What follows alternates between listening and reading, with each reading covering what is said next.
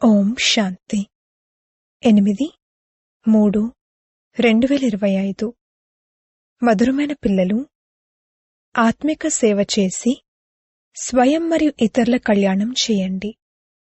తండ్రి పట్ల సత్యమైన హృదయం కలిగి ఉండండి. అప్పుడు తండ్రి హృదయాన్ని అధిరోహిస్తారు. ప్రశ్న: దేహీ అభిమానులుగా అయ్యే కృషిని ఎవరు చేయగలరు? దేహీ అభిమానుల గుర్తులను వినిపించండి. జవాబు: ఎవరికైతే చదువు పట్ల మరియు తండ్రి పట్ల ఎడతెగని ప్రేమ ఉంటుందో వారే దేహీ అభిమానులుగా అయ్యే కృషిని చేయగలరు. వారు శీతలంగా ఉంటారు, ఎవరితోనూ ఎక్కువగా మాట్లాడరు. వారికి తండ్రి పట్ల ప్రేమ ఉంటుంది. వారి నడవడిక చాలా రాయల్గా ఉంటుంది. మమ్మల్ని భగవంతుడు చదివిస్తున్నారు, మేము వారి సంతానము అని వారికి నష ఉంటుంది. వారు సుఖమిచ్చేవారిగా ఉంటారు. ప్రతి అడుగు శ్రీమతం అనుసారంగానే వేస్తారు. ఓం శాంతి. పిల్లలు సేవా సమాచారాన్ని కూడా వినాలి. మరియు ముఖ్యమైన మహారథీ సేవాదారులు ఎవరైతే ఉన్నారో వారు మంచి సలహాలను తీయాలి. మేళాలు లేక ప్రదర్శనీల ప్రారంభోత్సవం ఎవరితో చేయించాలి, ఏ పాయింట్లు వినిపించాలి అని సేవాదారీ పిల్లలకే విచారసాగర మంతనం నడుస్తుందని బాబాకు తెలుసు. శంకరాచార్యుడు మొదలైన వారు ఒకవేళ మీ ఈ విషయాలను అర్థం చేసుకున్నట్లయితే వారంటారు, ఇక్కడి జ్ఞానం చాలా ఉన్నతమైనది, వీరిని చదివించేవారు తప్పకుండా ఎవరో తెలివైనవారు అన్నట్లు అనిపిస్తుంది. భగవంతుడు చదివిస్తున్నారు అన్నదానిని వారు అంగీకరించరు.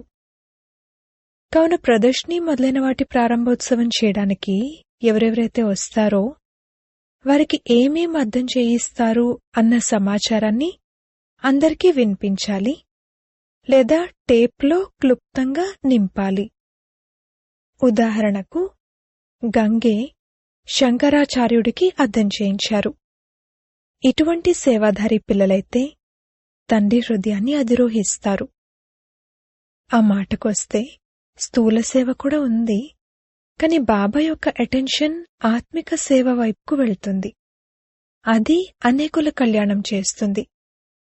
కళ్యాణమైతే ప్రతి విషయంలోనూ ఉంది. బ్రహ్మభోజనం తయారు చేయడంలో కూడా కళ్యాణం ఉంది. కాని ఒకవేళ యోగయుక్తంగా ఉంటూ తయారు చేసినట్లయితే, ఈ విధంగా యోగయుక్తంగా భోజనం తయారు చేసేవారు ఉన్నట్లయితే బండారాలో ఎంతో శాంతి ఉంటుంది. స్మృతి యాత్రలో ఉండాలి. ఎవరైనా వస్తే వారికి వెంటనే అర్థం చేయించాలి. సేవాదారీ పిల్లలెవరు అనేది బాబా అర్థం చేసుకోగలరు. ఎవరైతే ఇతరులకు కూడా అర్థం చేయించగలరో వారినే ఎక్కువగా సేవ కోసం పిలవడం జరుగుతుంది. కావున సేవ చేసేవారే తండ్రి హృదయంపైకి ఎక్కి ఉంటారు. బాబా అటెన్షన్ అంతా సేవాధారి పిల్లల వైపుకే వెళ్తుంది. కొందరైతే సమ్ముఖంగా మురళి వింటున్నా కూడా ఏమీ అర్థం చేసుకోలేరు. ధారణ జరగదు. ఎందుకంటే అర్ధకల్పపు దేహాభిమానపు రోగం చాలా కఠినంగా ఉంది. దాన్ని తొలగించుకునేందుకు మంచి రీతిలో పురుషార్థం చేసేవారు చాలా తక్కువగా ఉన్నారు. చాలామంది దేహీ అభిమానులుగా అయ్యే పురుషార్థాన్ని చేయలేకపోతారు. బాబా అర్థం చేయిస్తున్నారు, పిల్లలు, దేహీ అభిమానిగా అవ్వడం చాలా శ్రమతో కూడుకున్నది. కొందరు తమ చాట్ను కూడా పంపిస్తారు, కానీ అది పూర్తిగా ఉండదు.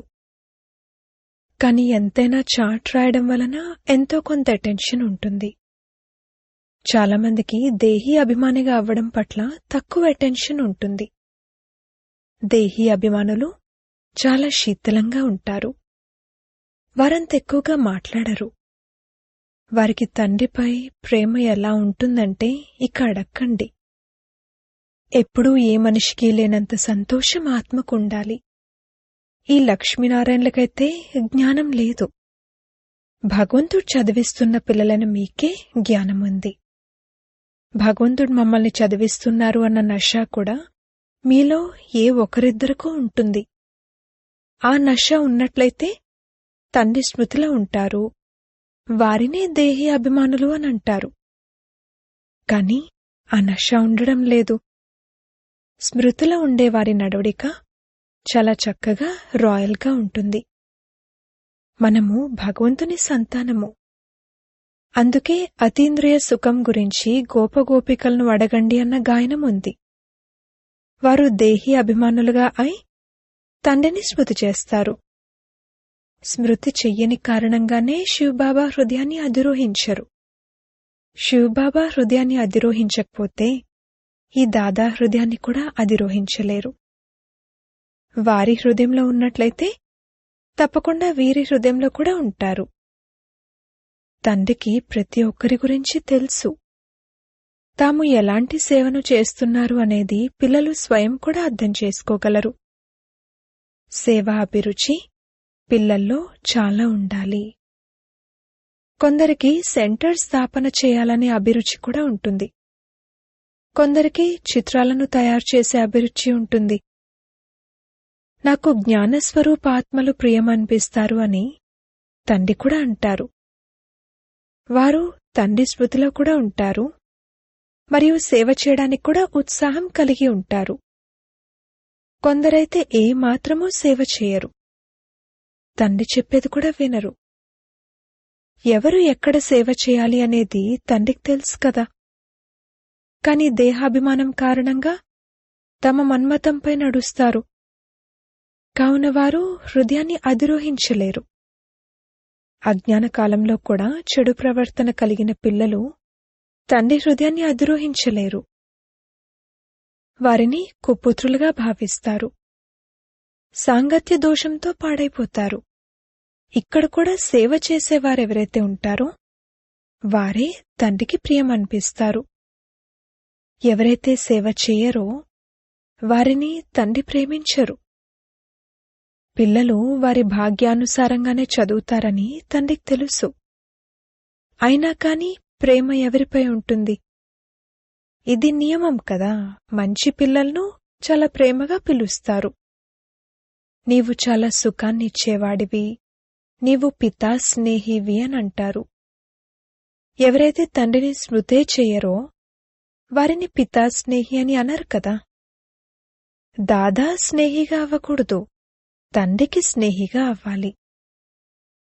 ఎవరైతే తండ్రికి స్నేహిగా ఉంటారో వారి మాట మరియు నడుడిక చాలా మధురంగా సుందరంగా ఉంటాయి. ఇంకా సమయం ఉంది కదా అని వివేకం చెప్తుంది కాని శరీరంపై నమ్మకమేముంది? కూర్చుని ఉండగానే ప్రమాదాలు జరిగిపోతాయి. కొందరు హార్ట్ ఫెయిల్ అవుతారు, కొందరు అనారోగ్యం పాలవుతారు, అకస్మాత్తుగా మరణిస్తారు కదా. అందుకే శ్వాసపై ఏమాత్రమూ నమ్మకం లేదు. ప్రకృతి వైపరీత్యాలది కూడా ఇప్పుడు ప్రాక్టీస్ జరుగుతుంది.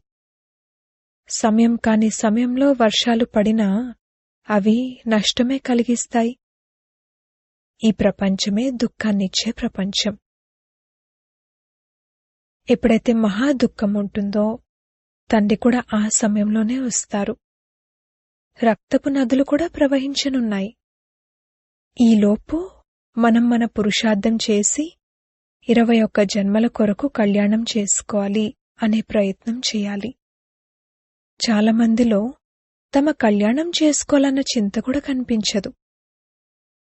బాబా ఇక్కడ కూర్చుని మురళి వినిపించినా కాని తమ బుద్ధి సేవాదారీ పిల్లల వైపే ఉంటుంది. ఇప్పుడు శంకరాచార్యుణ్ణి ప్రదర్శనకి పిలవడం జరిగింది. లేదంటే మామూలుగా వీరు ఇలా ఎక్కడికి వెళ్లరు. చాలా అహంకారంతో ఉంటారు. కావున వారికి గౌరవం కూడా ఇవ్వవలసి ఉంటుంది. పైన సింహాసనంపై కూర్చోబెట్టవలసి ఉంటుంది. వారు అందరితో కలిసి కూర్చోలేరు. వారికి గౌరవం ఎంతో కావాలి. వారు నిర్మాణులైనట్లయితే, అహంకారం లేనివారైతే వారి వెండి సింహాసనం మొదలైన వాటిని కూడా మరి వదిలేయాలి. బాబా చూడండి ఎంత సాధారణంగా ఉంటారు. వీరి గురించి ఎవరికీ తెలీదు. పిల్లలైన మీలో కూడా ఏ ఒక్కరికో మాత్రమే తెలుసు. తండ్రి ఎంత నిరహంకారి. ఇది తండ్రి మరియు పిల్లల సంబంధం కదా. లౌకిక తండ్రి ఏ విధంగా పిల్లలతో పాటు ఉంటారో, తింటూ తినిపిస్తూ ఉంటారో, అలా వీరు అనంతమైన తండ్రి. సన్యాసులు మొదలైన వారికి తండ్రి ప్రేమ లభించదు. కల్పకల్పము మనకు అనంతమైన తండ్రి ప్రేమ లభిస్తుందని పిల్లలైన మీకు తెలుసు. తండ్రి పుష్పాలుగా తయారు చేయడానికి చాలా శ్రమిస్తారు. కాని డ్రామానుసారంగా అందరూ పుష్పాలుగా తయారవ్వరు. ఈరోజు చాలా బాగా ఉంటారు, రేపు వికారులుగా అయిపోతారు. తండ్రి అంటారు, వారి భాగ్యంలో లేకపోతే మరేం చేస్తారు? చాలామంది నడవడిక చాలా అశుద్ధంగా ఉంటుంది. ఆజ్ఞను ఉల్లంఘిస్తారు. ఈశ్వరుని డైరెక్షన్లపై కూడా నడవకపోతే వారి పరిస్థితి ఎలా ఉంటుంది? ఉన్నతోన్నతమైన వారు తండ్రి. వారికన్నా ఉన్నతమైన వారు ఇంకెవరూ లేరు. దేవతల చిత్రాల్లో చూసినట్లయితే ఈ లక్ష్మీనారాయణలే ఉన్నతోన్నతమైన వారు. కాని వీరిని ఈ విధంగా ఎవరు తయారు చేశారు అనేది కూడా మనుషులకు తెలీదు. తండ్రి కూర్చుని పిల్లలైన మీకు రచయిత మరియు రచన యొక్క జ్ఞానాన్ని బాగా అర్థం చేయిస్తారు. మీకైతే మీ శాంతిధామము మరియు సుఖధామమే గుర్తుకొస్తూ ఉంటాయి. సేవ చేసేవారి పేర్లు గుర్తుకొస్తూ ఉంటాయి. తప్పకుండా ఎవరైతే తండ్రికి ఆజ్ఞాకారి పిల్లలో వారి వైపుకే మనసు వెళ్తూ ఉంటుంది. అనంతమైన తండ్రి ఒకేసారి వస్తారు. ఆ లౌకిక తండ్రి అయితే జన్మజన్మాంతరాలు లభిస్తారు. వారు సత్యుగంలో కూడా లభిస్తారు. కాని అక్కడ ఈ తండ్రి లభించరు. ఇప్పటి చదువు ద్వారానే మీరు పదవిని పొందుతారు. తండ్రి ద్వారా మనం కొత్త ప్రపంచం కొరకు చదువుకుంటున్నామని కూడా పిల్లలైన మీకు మాత్రమే తెలుసు. ఇది బుద్ధిలో గుర్తుండాలి. వాస్తవానికి ఇది చాలా సహజమైనది.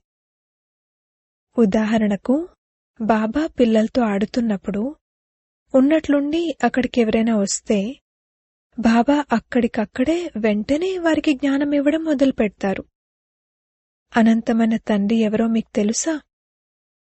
పాత ప్రపంచాన్ని కొత్తదిగా తయారు చేయడానికి తండ్రి వచ్చారు. వారు రాజయోగాన్ని నేర్పిస్తారు. భారతవాసులకే నేర్పించవలసి ఉంటుంది. భారతే ఒకప్పుడు స్వర్గంగా ఉండేది. అక్కడి దేవీదేవతల రాజ్యం ఉండేది. ఇప్పుడున్నది నరకం. నరకం నుండి మళ్లీ స్వర్గంగా తండ్రే తయారు చేస్తారు. ఈ విధమైన ముఖ్యమైన విషయాలను గుర్తుంచుకుని ఎవరైనా వస్తే వారికి కూర్చుని అర్థం చేయించండి. అప్పుడు వారెంత సంతోషిస్తారు. కేవలం తండ్రి వచ్చారు అన్నది వారికి చెప్పండి. గీతలో వర్ణన చేయబడ్డ ఆ మహాభారత యుద్ధం ఇదే. గీతా భగవానుడు వచ్చారు, గీతను వినిపించారు. ఎందుకు? మనుషులను దేవతలుగా తయారు చేయడానికి. తండ్రినైన నన్ను మరియు వారసత్వాన్ని స్మృతి చేయండి అని తండ్రి కేవలం ఇదే చెప్తున్నారు. ఇది దుఃఖధామము. ఈ మాత్రం బుద్ధిలో గుర్తున్నా సరే సంతోషం ఉంటుంది. ఆత్మైన మనము తండ్రితో శాంతిధామానికి వెళ్లనున్నాము. మళ్లీ అక్కడి నుండి పాత్రను అభినయించడానికి మొట్టమొదట సుఖధామంలోకి వస్తాము. ఉదాహరణకు కాలేజీలో చదివేటప్పుడు మేమిది చదువుతాము, తద్వారా ఈ విధంగా తయారవుతాము అని వారు భావిస్తారు. బ్యారిస్టర్గా అవుతాము, లేక పోలీస్ సూపరింటెండెంట్గా అవుతాము, ఇంత ధనాన్ని సంపాదిస్తాము అని భావిస్తారు. సంతోషం యొక్క పాదరసం ఎక్కి ఉంటుంది. పిల్లలైన మీకు కూడా ఈ సంతోషం ఉండాలి. మనం అనంతమైన తండ్రి నుండి ఈ వారసత్వాన్ని పొందుతాము. తర్వాత మనం స్వర్గంలో మన మహళ్లను తయారు చేసుకుంటాము. మొత్తం రోజంతా బుద్ధిలో ఈ చింతన ఉన్నట్లయితే సంతోషం కూడా ఉంటుంది. తమ కళ్యాణము మరియు ఇతరుల కళ్యాణము కూడా చేయాలి. ఏ పిల్లల వద్దనైతే జ్ఞానధనం ఉంటుందో వారి బాధ్యత దానం చేయడము. ఒకవేళ ధనముండి కూడా దానం చేయకపోతే వారిని పిసినార్లు అని అంటారు. వారి వద్ద ధనమున్నా కూడా లేనట్లే. ధనం ఉన్నట్లయితే దానం తప్పకుండా చేయాలి. మంచి మంచి మహారథులైన పిల్లలెవరైతే ఉన్నారో వారు సదా బాబా హృదయాన్ని అధిరోహించి ఉంటారు. కొందరి విషయంలో వీరు బహుశా ఇక దూరమైపోతారేమో అనే ఆలోచన కలుగుతుంది. పరిస్థితులు అలా ఉంటాయి. దేహాహంకారం చాలా ఎక్కి ఉంది. ఏదో ఒక సమయంలో చేయి వదిలేసి వెళ్లి తమ ఇంట్లో కూర్చుంటారు. మురళిని చాలా బాగా వినిపిస్తారు, కానీ దేహాభిమానం చాలా ఎక్కువ ఉంది. వారిని బాబా కొద్దిగా అప్రమత్తం చేసినా వెంటనే వదిలి వెళ్ళిపోతారు. నిజానికి గాయనమేముందంటే, నీవు ప్రేమించినా లేక తిరస్కరించినా నేను మాత్రం నిన్ను వదలను. కాని ఇక్కడ బాబా సరైన విషయాన్ని వినిపించినా కోపమొచ్చేస్తుంది. లోలోపల ధన్యవాదాలు చెప్పుకునే పిల్లలు కూడా కొందరున్నారు. అలాగే కొందరు లోలోపల మండిపోతూ ఉంటారు. మాయ యొక్క దేహాభిమానం చాలా ఉంది. అసలు మురళిని ఏమాత్రమూ వినని పిల్లలు కూడా కొందరున్నారు. మరికొందరైతే మురళి వినకుండా ఉండలేరు. మురళి చదవటం లేదు అంటే నాలో చాలా జ్ఞానముంది అని వారు మొండిగా భావిస్తున్నట్లు. కాని వాస్తవానికి వారిలో జ్ఞానమేమీ లేదు. కావున శంకరాచార్యులు మొదలైన వారు ప్రదర్శనీకొస్తే, సేవ బాగా జరిగితే ఆ సమాచారం అందరికీ పంపించాలి. తద్వారా సేవ ఎలా జరిగింది అనేది అందరికీ తెలుస్తుంది. అప్పుడు వారు కూడా నేర్చుకుంటారు. ఈ విధంగా సేవ చేయాలని ఎవరికైతే ఆలోచన కలుగుతుందో వారినే బాబా సేవాధారి పిల్లలుగా భావిస్తారు. సేవలో ఎప్పుడూ అలసిపోకూడదు.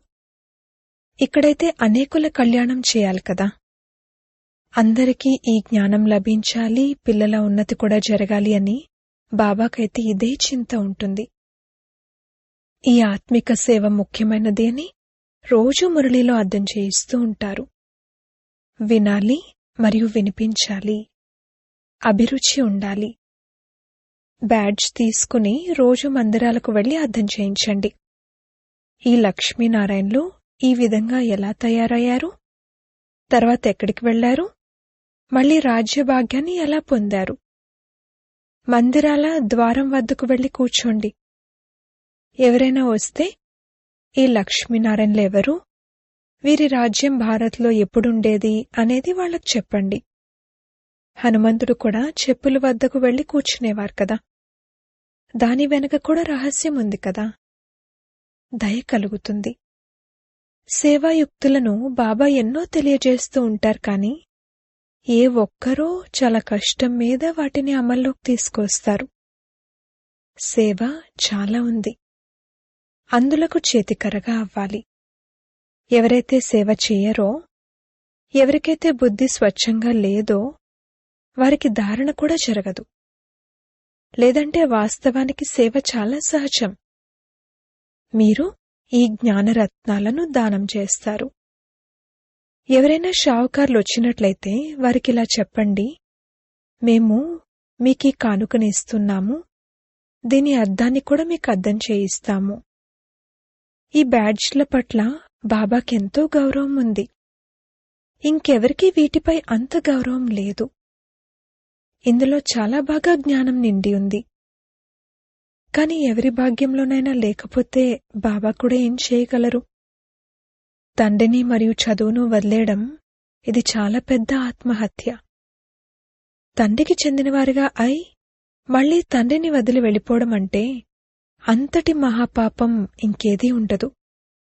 అటువంటి దురదృష్టవంతులు ఇంకెవ్వరూ ఉండరు. పిల్లలు శ్రీమతంపై నడవాలి కదా. మేము విశ్వానికి యజమానులుగా తయారవ్వనున్నామని మీకు బుద్ధిలో ఉంది. ఇదేమైనా తక్కువ విషయమా? స్మృతి చేస్తుంటే సంతోషం కూడా ఉంటుంది. స్మృతిలో ఉండని కారణంగా పాపాలు భస్మమవ్వవు. దత్తత అయినట్లయితే సంతోషం యొక్క పాదరసం పైకెక్కాలి. కాని మాయ చాలా విఘ్నాలను వేస్తూ ఉంటుంది. కచ్చాగా అపరిపక్వంగా ఉన్నవారిని పడేస్తూ ఉంటుంది.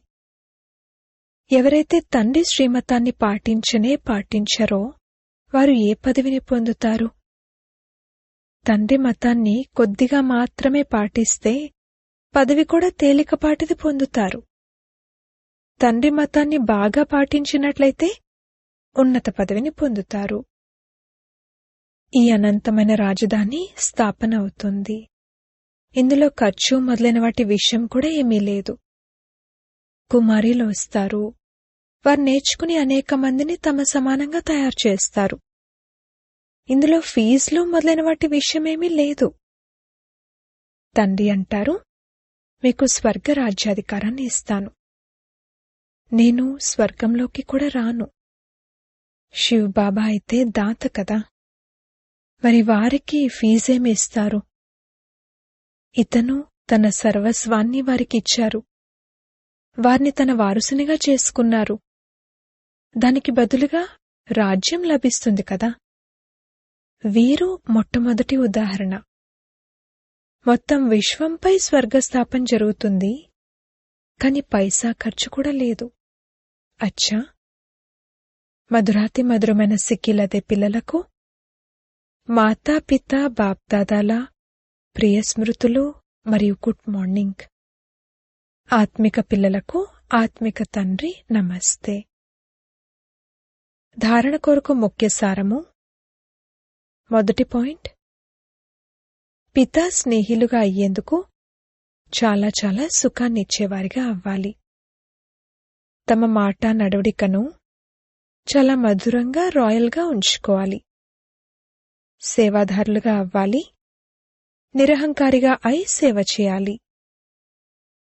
రెండవ పాయింట్, చదువును మరియు తండ్రిని వదిలి ఆత్మహత్య చేసుకునే మహాపాపులుగా ఎప్పుడూ అవ్వకూడదు. ముఖ్యమైనది ఆత్మిక సేవ. ఈ సేవలో ఎప్పుడూ అలసిపోకూడదు. జ్ఞానరత్నాలను దానం చేయాలి. పిసినార్లుగా అవ్వకూడదు. వరదానము: సదా నిజ ధామము మరియు నిజ స్వరూపం యొక్క స్మృతి ద్వారా ఉపరామంగా, అతీతంగా, ప్రియంగా కండి.